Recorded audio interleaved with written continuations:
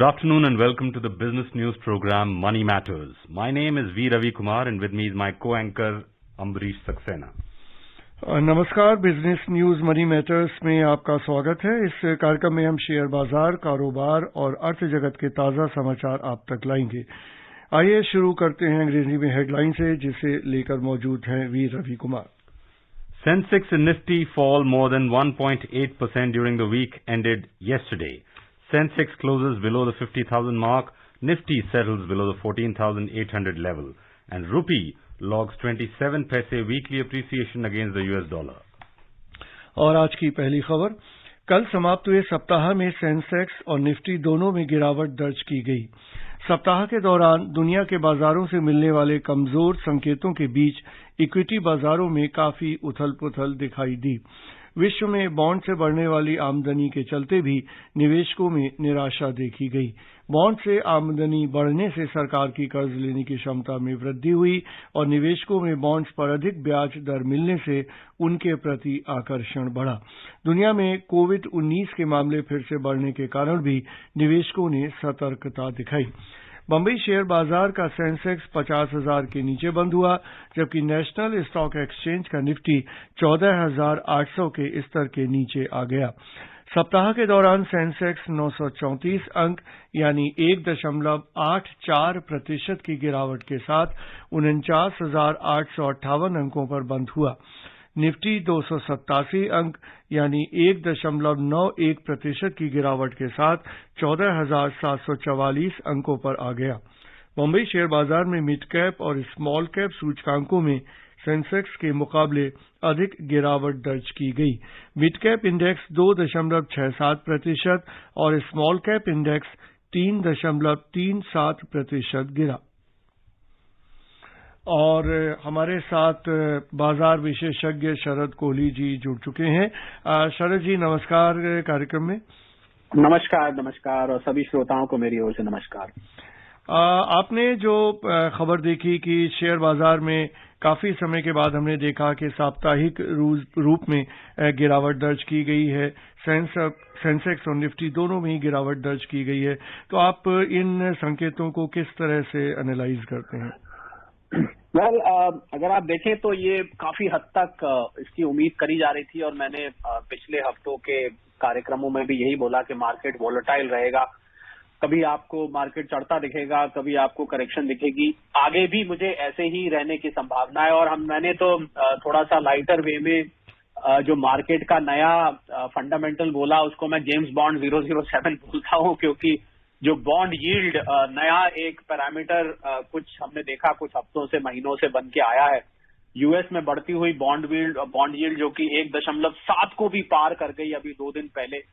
मुझे लग रहा है निवेशकों के अंदर खलबली मचाई हुई है और हम पहले भी मैं इस बात को बोलता हूं, मैं दोहराना चाहूंगा कि अमेरिकी बाजार, अमेरिका को दुनिया की सबसे बड़ी अर्थव्यवस्था बोला जाता है और यूं ही नहीं बोला जाता है। अमेरिका, एक अंग्रेजी में कहावत है कि America sneezes world catches cold. America को अगर कहीं छींक आती है, जुकाम सारी दुनिया को लग जाता है। कुछ ऐसा ही हम, हालांकि ये कहने के साथ मैं ये भी बोलूंगा कि भारत में भी बॉन्ड यील्ड जो है वो 6% से ऊपर पहुंच गई है और भारत के जो रिजर्व बैंक के गवर्नर है शक्तिकांत जी, उन्होंने भी ये बात बोली है कि बॉन्ड यील्ड का बढ़ना बहुत अच्छा संकेत नहीं है, क्योंकि इससे केपेक्स पर और आगे कैपिटल इन्वेस्टमेंट पर असर पड़ता है। इंटरेस्ट रेट बढ़ते हैं, आरबीआई को रेट्स घटाने में दिक्कत होती है, इन्फ्लेशन के कंसर्न्स रहते हैं।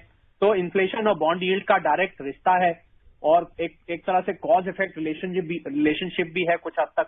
तो एक तो बॉन्ड, दूसरा कोरोना का जो दोबारा से मुंह फाड़ के बाहर आना है, दोबारा से जो सेकेंड थर्ड वेव जो भी आप इसको कहिए। आज हम जब बात कर रहे हैं, भारत में 40,000 से ज्यादा केसेस हो गए हैं, महाराष्ट्र में 25,000 से ज्यादा लोगों को अभी लॉकडाउन, जो कि पिछले साल लॉकडाउन की एनिवर्सरी आने वाली है 23 मार्च को, मुझे लग रहा है वो लोगों के अभी जहन में बहुत ताजा है और लोग नहीं चाहते उस भयावह मंजर को देखना जहां सड़कों पे कोई नहीं होता था। और हालांकि मैं ये मानता हूं कि पहले जैसा लॉकडाउन तो अब जरूरत नहीं पड़ेगी, सरकार लगाएगी भी नहीं, पर फिर भी बिजनेसेस पर ओवरऑल जो इकोनॉमिक ऑपरेशंस हैं, ट्रेन चलनी बंद हो सकती है, फ्लाइट्स उड़नी बंद हो सकती है, रेस्टोरेंट्स बंद हो सकते हैं, मार्केट पे असर हो सकता है।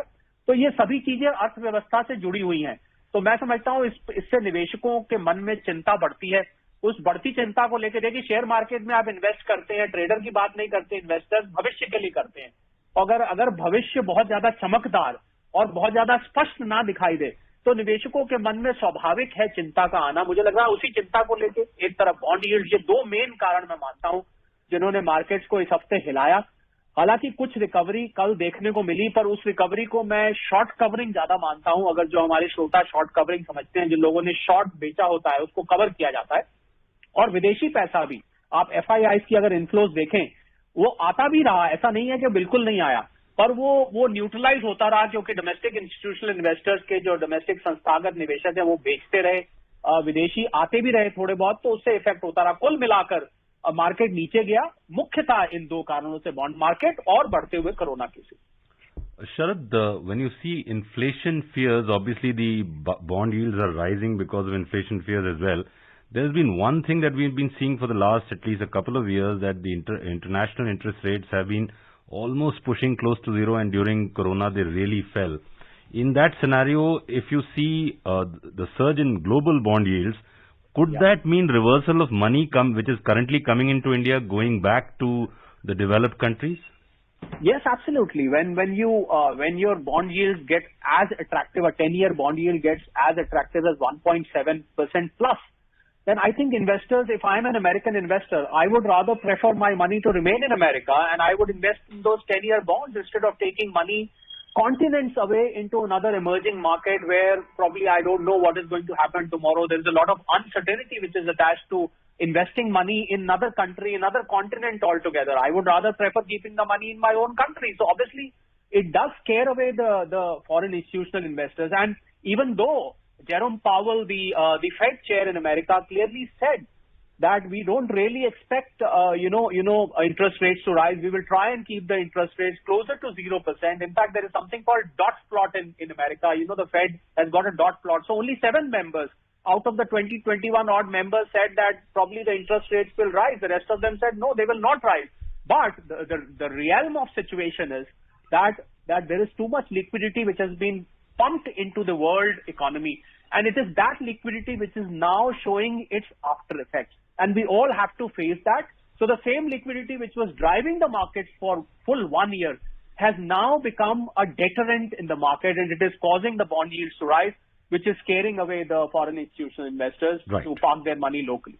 Right. So let's look at the rupee market. The rupee in the business week ended yesterday appreciated 27 paise to settle at 72 rupees and 52 paise against the US dollar. The domestic unit rose mainly due to foreign portfolio investments in domestic equity markets, even as the dollar index strengthened during this week. The dollar index, which indicates the US dollar strength against a basket of 6 other leading currencies, appreciated to 91.92. If you look at the US market, the Dow and the S&P 500 indices declined on Friday amid fall in banking sector shares as the US Federal Reserve let expire a temporary capital buffer relief that had been put in place to ease a pandemic-driven stress in the funding market. The S&P 500 bank stocks shed about 3%. The Dow Jones Industrial Average fell 0.7% and the S&P 500 slipped marginally by 0.1%. However, the Nasdaq Composite Index gained 0.8%, lifted by Facebook and energy shares. Briefly, Sharad, if you see last 1 year, the dollar has weakened against the rupee by almost 400 paise. Last 1 month, 150 paise. Last 1 week, 27 paise. Do you see it slipping below 70 now? Well, I really, I'm not very optimistic on that because of the bond yield being the culprit. There's a lot of money which keeps moving out of the money, although that may be neutralized by FDI, but FII money is bigger. So if it keeps moving out, then probably we may see dollar growing stronger in the times to come.